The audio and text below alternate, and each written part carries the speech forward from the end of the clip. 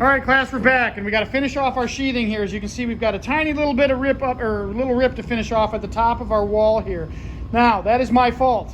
Normally on an 8-foot wall, you would not have that tiny little rip. They sent me out 8-foot pre-cut studs instead of 92 and 5/8 pre-cut studs, which I didn't notice till we were halfway through building the wall. However, what I do want you guys to remember is that on our building trade house that we're going to be working on, that you guys have been studying all semester, all year long, we have 9-foot walls. So our 8-foot sheet of plywood down here would not come all the way to the top of the wall. Our wall would be somewhere up here with a 104 and 5/8 inch stud. So we will be putting a rip across the top like this.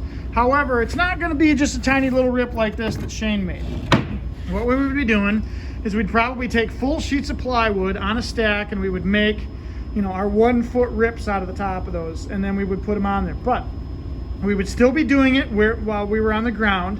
And if you can picture with me right now, guys, looking at this first sheet of plywood that we ran, and we talked about those reference lines going down the middle, how they're at 16 and then 2 feet for a 2-foot layout, and then 32 inches for a 16-inch layout.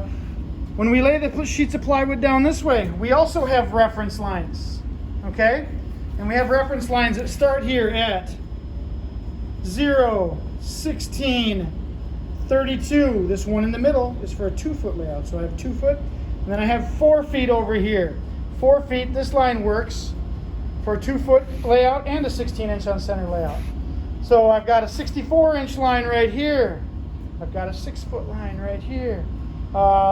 16, 32, 48, 64, what? 0, 16, 32, 48, 64. God, I can't even remember. Sorry, I'm not focusing right now. But we have layout lines. Please realize, class, that we just made these out of scrap right here to fill in. So the layout lines are not going to match up. But we have to have them on there anyway. So Shane's going to put them down there for me.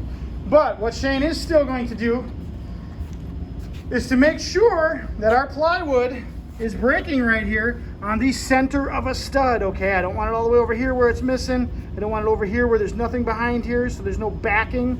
He's gonna break it right on the center of a stud, and he's gonna make sure that it's flush over on the end. Shane, is it flush? He's gonna try and line up all his factory edges. And what Shane's gonna do is he's just gonna tack them down in place for us. He's gonna tack them down in place, and then you guys are gonna staple this all off, because I want you guys to get a chance to use that medium crown stapler. So he's getting one in there, getting another, trying not to blow it all out. Throw the next one down, Shane, and then show him what we got to do to finish our last one. Oh, look at how nicely that breaks, right center stud.